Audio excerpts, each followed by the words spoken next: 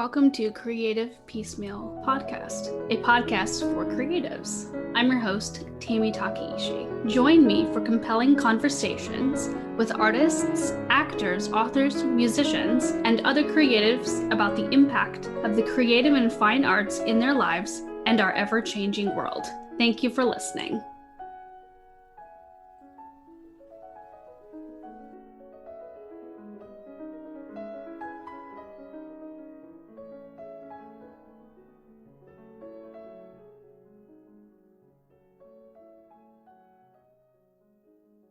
Welcome to Creative Piecemeal Podcast. Today I'm joined by one of my personal favorite authors, Bruce Coville. He's a children's author who's been writing for over 40 years and has over 100 books published, including My Teacher is an Alien and one of my all-time personal favorites, Into the Land of the Unicorns, and Bruce Coville's Book of Ghosts. He is an active writer and likes to do lots of other wonderful creative pursuits, and I look forward to the listeners learning more about you. Welcome to the show.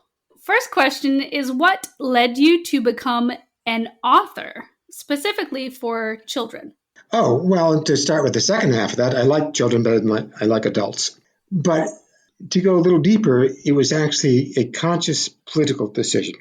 I came of age in the late 1960s, which was a crucible. The year I entered college was the year that Martin Luther King and Bobby Kennedy were assassinated. The country was in uproar because of the Vietnam War, and the civil rights movement was in huge swing, and there were all kinds of protests and riots about that. I'm very, very political. And I read a book by Maria Montessori, the great teacher and creator of Montessori schools, about kids and how they learn. And I found it very compelling.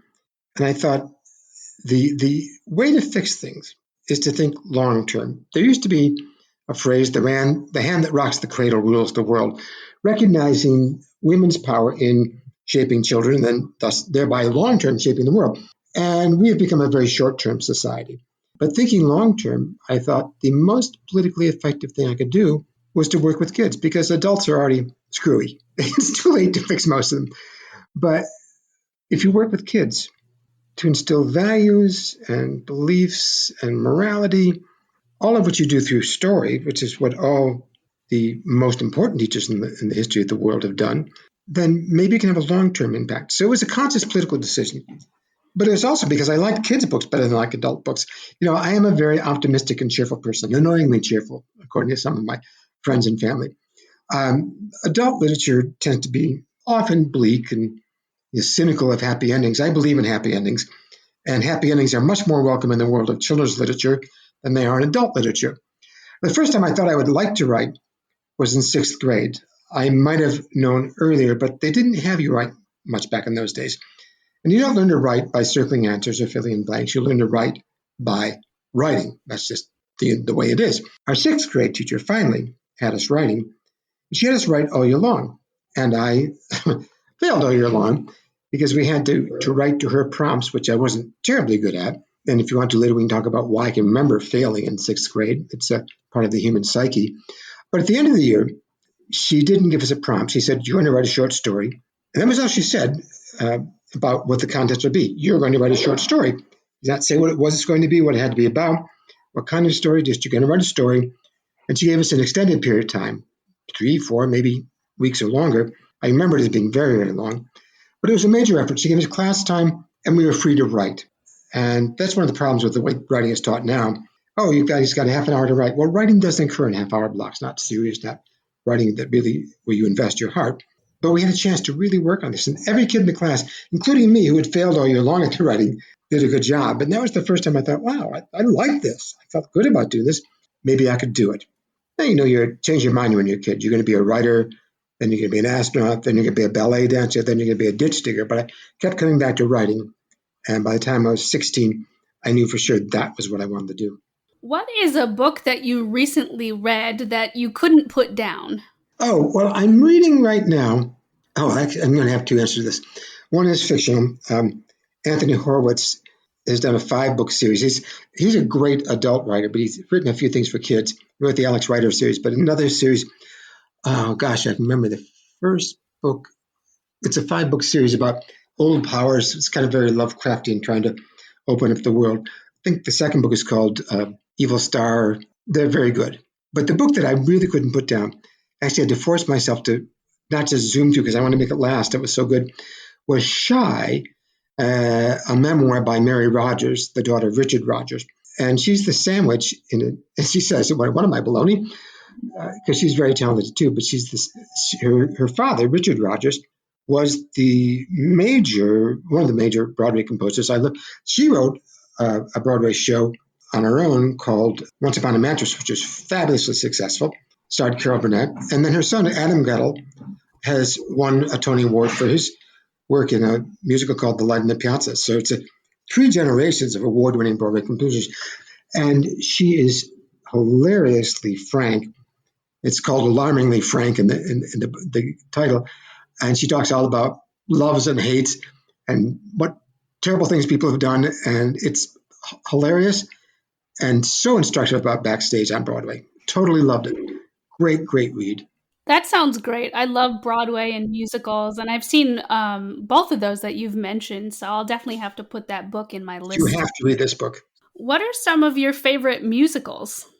My all-time favorite musical is Sunday in the Park with George. One, Sondheim is my artistic hero, and two, it is about, especially the song Finishing the Hat, is about what you give up for the sake of your art. And if you're going to be successful, there will be things you set aside, things you may regret that you didn't do. I feel like my success, and I have been lucky enough to be fairly successful, came at a cost not only to my personal life, but it came at a cost to my family, who did not always have as much access to me as they should have. And Sunday in the Park with George addresses that head on. And the end of first act, in addition to addressing this big issue, the end of first act is perfect. I mean, literally perfect. And it just leaves me sitting in the seat as an audience member, unable to move because it's so stunning. I haven't seen that one, so that's another one that I'll have to put on my list. Absolutely. Back to a writing question. What is a piece of writing advice that you ignore and one that you always follow? The piece that I ignore is the belief that real writers write every day. Ray Bradbury is one of my heroes and one of the great writers of the last century. Has said real writers write every day. Well, I don't write every day, and I published 105 books, 40 short stories, and written 3 plays have been performed. So I think I qualify as a real writer, but I don't do it every day. So that's one I ignore. One I always follow is try to trim. Although the most important piece of advice I give when people ask me about writing is to heed the dictum of Winston Churchill to the people of the United Kingdom during World War II. Never give up. Never give up. Never give up. I went to school with people who are better writers than I was, but they'll not be published because they give up. They put their work in a drawer. They were afraid to let somebody see it. They were afraid to get a rejection slip. Well, to the best of my knowledge, nobody's written a book so bad that the potential editor drove to their door, rang their doorbell. When they answered the door, they smacked them in the face and said, "Don't do that again." The worst that can happen is somebody says no. And you can't be too precious about it. You got to be willing to put yourself out there. If you don't, nothing will ever happen. Very true. It really takes a lot of perseverance to do any kind of creative work. Yeah. And are willing to be tough-skinned when it comes time to accepting criticism. What is a barrier that you had, whether internal or external, to reaching your career goals? That's a good question. One barrier is simply that life gets in the way. Writing takes a lot of time. And unless you're independently wealthy, then you have to figure out how to carve out time. I'm lucky in that, especially when I was younger, I had a lot of physical energy. So I could get along on less sleep than a lot of people did. Now, I was teaching full-time as a young adult, and that's a full-time career. And if you're teaching right, it takes all your creative energy. But also writing takes all your creative energy. So I was always having this uneasy balance of giving my all to teaching, which I wanted to do. My kids deserved everything. And giving my all to my writing, and also giving my all to my family. So balancing these battling constituencies, as it were, each of which needed a lot of attention, was always a struggle and always something I was constantly working on. That was always a barrier to doing as much as I wanted in any one of those endeavors. Who has been one of the biggest influences in your life? My parents, my mother especially, gave me a love of reading and the love of musical theater, which I enjoyed with her and shared with her. She was a wonderful singer, a very, very good piano player, and although to her dismay, I opted out of piano lessons eventually after struggling with her about it for a long time. She said to me, well, if you quit now, you'll regret it for the rest of your life. And of course, she was right. I do regret it. But we would sit at the piano when I was a kid. She had lots of sheet music, and she would play and we'd sing together. And my love of musicals, which is what I want to do when I grow up, is write musical theater, comes from her. But also a sense of rigorous propriety about some things. My father was more raucous, and from him I also get a sense of rebellion, even though he was very unhappy when I rebelled, but he was a rebellious youth. So there's a template there.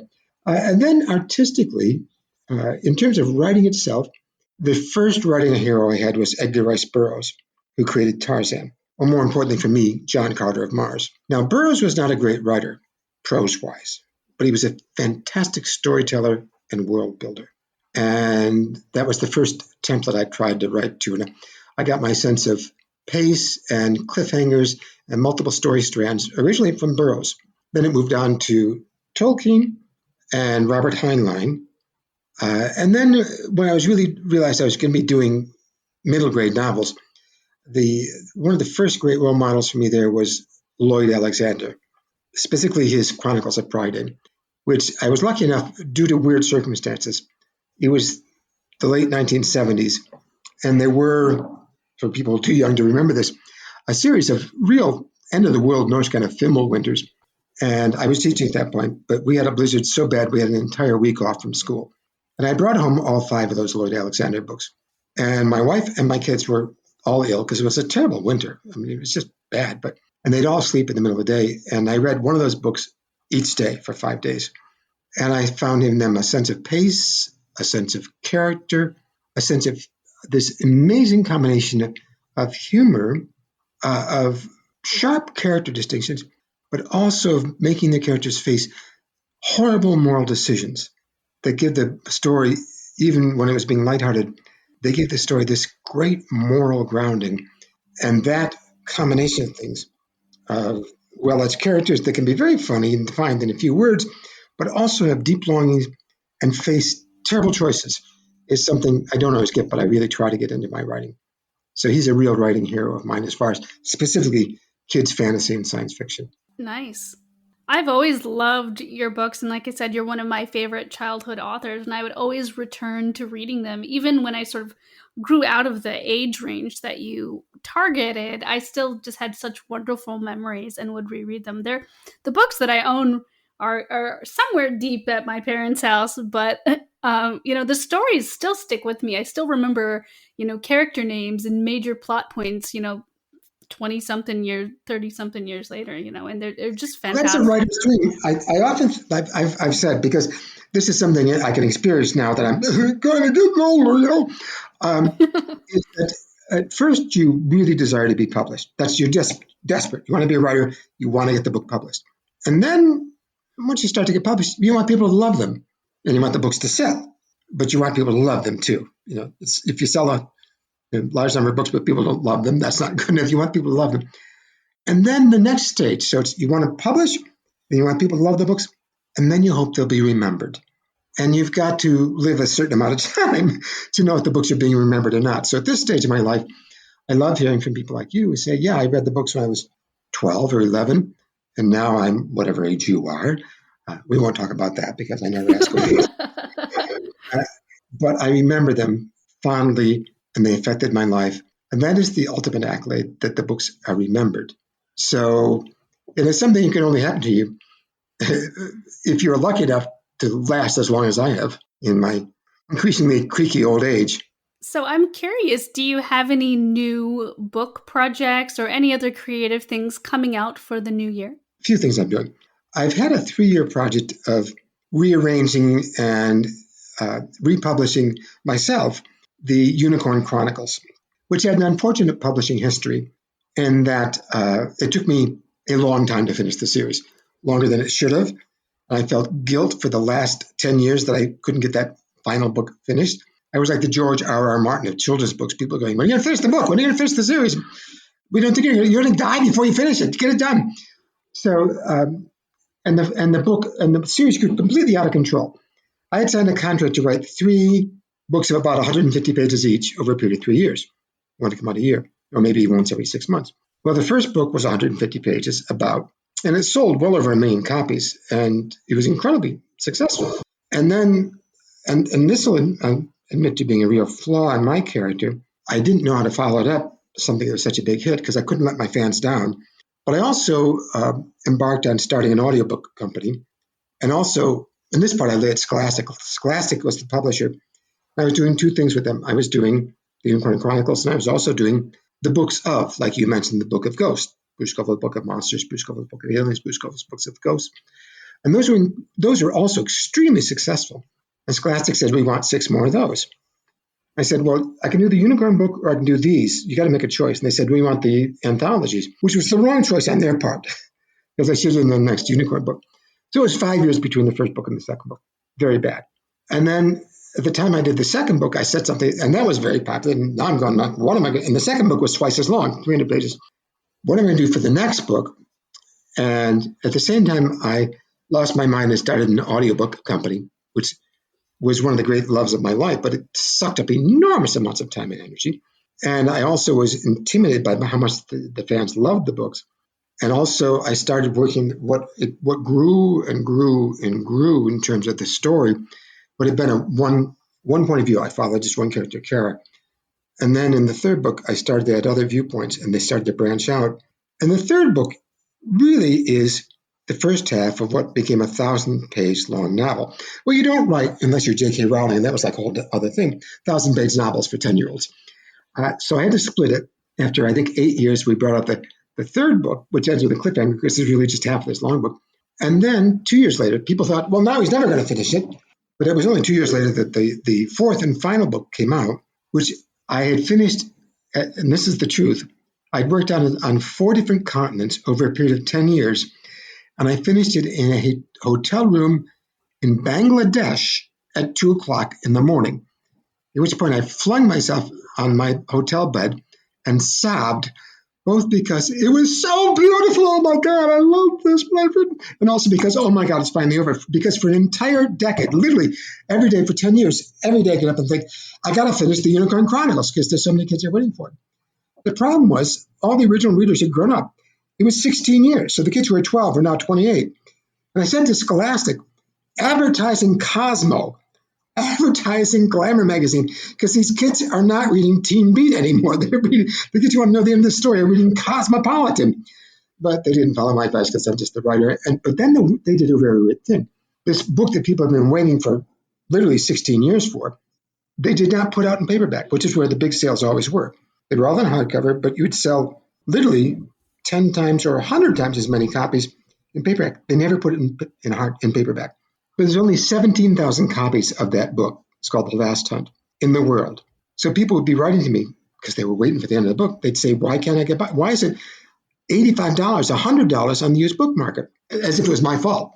It's because there were only 17,000 copies in the entire world, and there were tens of thousands, if not hundreds of thousands of kids who want to know the ending of the story. So Scholastic put out a print. I got the rights back to them from Scholastic, and I was going to republish them.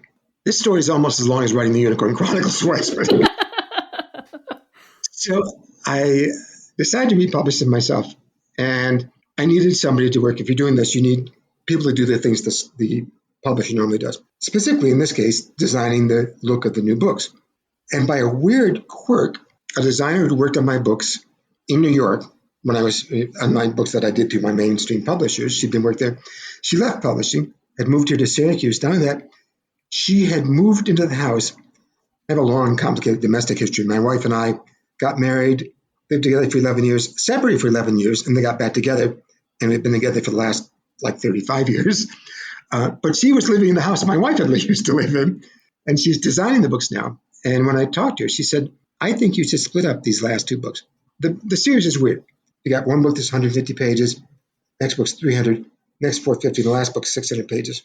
I think you should split them up, which I resisted at first, but I liked the idea of making them a more balanced set. And it turned out that in doing this work, it actually, I think, improved the flow of the story.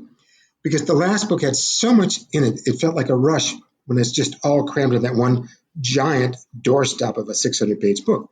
And I'm just finished, I was literally, just before I got in line with you, working on proofreading the new final book, the 7th book, the final book, which wraps up the entire story.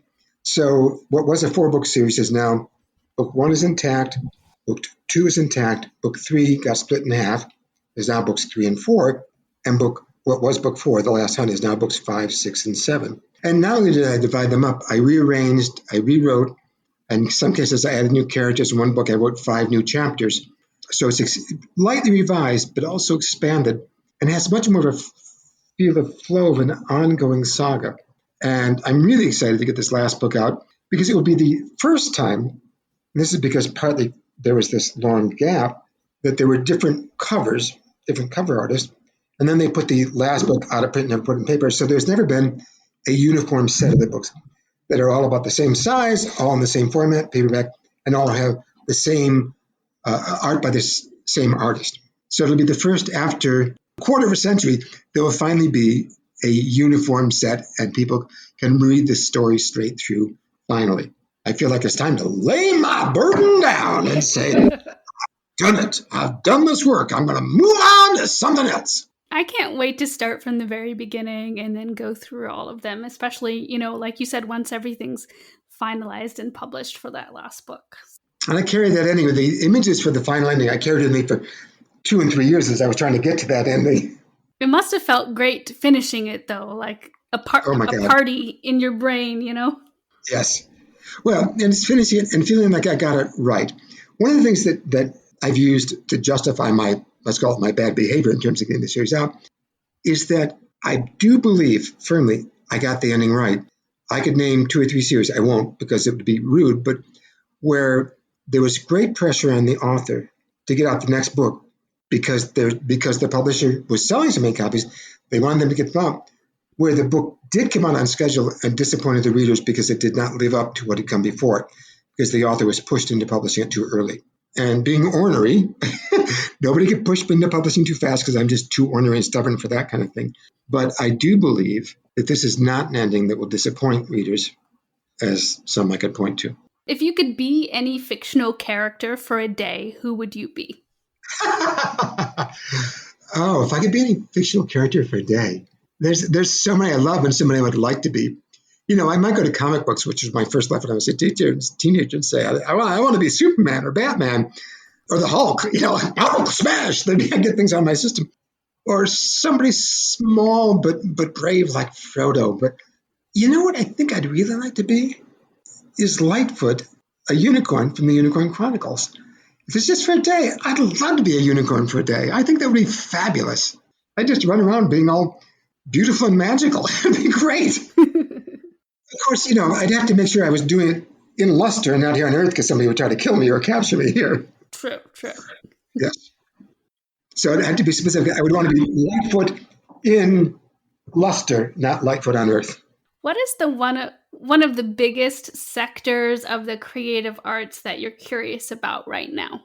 That's a good question. Because I moved on, I run this audiobook company that's very performance-oriented because it's called Full Cast Audio. And I act as a sideline. I do a lot of local theater, and I act in the audiobooks. And I've had a chance to appear in both of the films that have been made of my books, of some of the Alien books. So most of the areas that I'm most interested in, I get to play in and dabble in anyway. So that's an interesting question. I'm intrigued by, but feel like I just don't have enough time to get into podcasts as an alternate form of oral storytelling. And I'm annoyed by them because I feel like they compete with the audiobook work that I do. But that is something that I am intrigued by, but just don't have time to explore right now. Maybe in the future. God willing, I have one. Yeah. I could see you being a really cool podcast host. I used to do a local, 20, 30 years ago or longer, the cable station is supposed to have local access stuff. And I used to MC a show. It was called Upstage. It was about local theater. We would go on interview the actors and directors of productions that were being prepared. And I love doing that. I love hosting that way. It was fun. Nice. What is one of your creative goals for 2023? There are two guys, filmmakers, who have managed, and there's all the time, people get options, and I never talk about an option. I take it because it's like one book out of 100 that's optioned. Maybe make it to the screen. So I don't talk. I just say, "Oh, I got an option, great," because who knows? It's just. But these guys have actually gotten two on the screen. They were low budget films, but they were fun and they did a good job. And we have developed a really good relationship over the last 5 years since they've worked on these.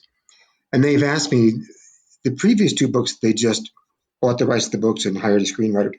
They've asked me to do a screenplay for The Ghost in the Third Row, an earlier book I did that's a combination ghost story and mystery. And I've done the first draft. We'll be talking later this week about changes and what they want me to do as we go forward. But so I'm interested in working on, right now I'm working on two scripts. I'm working that script. And I said to my wife the other day, maybe the next act of my life is going to be script writing instead of novels, because I've also, through a really strange set of circumstances, been enlisted to work on a rock opera. And rock is not my mode necessarily, by a very gifted composer that has some great songs in it, but the structure of the story, is a real mess. And it's a story that partakes of both myth and science fiction. One of us said, talk to Bruce, because I love musical theater. I've written 3 musicals. I write science fiction. I write fantasy. So to find somebody who loves musicals, writes lyrics, and specializes in fantasy and science fiction is a kind of a rare combination. So I'm eager to work on this. It's a tough challenge because it's not like we're starting from scratch. We've got a book that was done that doesn't work and needs repair. And I know the repairs it needs. I'm really excited about doing this. It's going to be an interesting challenge. And, at a certain point, I've done what I set out to do. I still love to write and love to write books, but I wanted to prove I could do it and prove that I could sell a lot and be successful. And I've done that. And I wanted to do audiobooks and prove I could produce and direct those, and we could win prizes and have people. And I'm lucky I've done that. So I want to do something new. I'm getting old for it, but you got to keep yourself fresh by doing new stuff, trying to break out of. You don't want to just do what you've done all your life. You need to break out, kick down barriers. Excellent. It sounds like you're going to have a really fruitful and exciting 2023. Well, it's going to be exciting. I'm not sure how fruitful it'll be. We'll find out. So one more question before we go, and that is, what does it mean to you to live a creative life? Two things, because it's very broad, just say a creative life. One, it means needing to be not afraid to follow your passions. Let me expand on that a little bit. I had a comfortable job as a teacher. I was underpaid, as all teachers are, but it was a solid and safe job. And if I had waited 3 more years, I would have been vested in my retirement plan. I have no retirement plan. I've been a bum without a job for 35 years. And when I decided to leave teaching to pursue my writing, my friends, especially the male teachers in the school, I think were often the main source of income for their families, were saying, no, you really have to stay. And they were actually kind of bothered when I left, because what I was saying is, I'm not trapped here. Some people who taught for 25, 30 years talked about feeling trapped. And I was saying, I'm not trapped. I'm going to take a chance. And I think you have to be willing to have a creative life. You have to be willing to go out on a limb and then saw it out behind you. You've got to be willing to take chances. Creative life requires you to be a certain amount of daring and jump off the cliff and hope you're going to go grow wings on the way down. So, and it means also taking joy in the world around you. I mean, there's this rich, beautiful world we have. I try to start each day with a set of kind of admonitions to myself. One of them is just be grateful. Be grateful for the world, and you take it in, and then you try to give it back. But a creative life, really, I think, more than anything else, involves a willingness to take chances. Because if you're not taking chances, you're not really being creative. Bruce, I love that. It is wonderful to connect with you and be able to have our take 2 version of the interview today. Well, this felt like it went much more smoothly in terms of the technology, and it was really fun. Those were good questions. I had a good time answering them. Oh, you're welcome. Listeners, please check the show notes for all things about Bruce Coville and to... I do have to stop you on this, Debbie. It's a long note. It's Coville. Oh, gosh, I'm so sorry. I'll No, redo that portion. Don't change a hair for me, not if you care for me, as the song goes. But I just went at the last minute to say, no, we need to say it's an O. So it's It's an O, no. Yes. Oh, I've been saying it wrong in my head for 30-something years. Well, I think all of us have words we've seen but not heard or been given pronunciation for. Almost anybody who reads a lot will have words that they found out later on that, oh, it's not said that way. My favorite one in my own life was misled, M-I-S-L-E-D. He misled me. But when I was a kid, I saw this M-I-S-L-E-D, the past tense of the verb misle. He misled me. M-I-S-L-E. He misled me, which is kind of like he cheated me, or kind of like he gave me something wrong. He misled me. Then I found out, oh, it's misled. So yeah, we all do that. Excellent. So I'm going to give this another whirl. Please check the show notes to learn more about Bruce Coville and his books. And as always, keep listening. Thanks for listening to the podcast. Like the show? Have a question?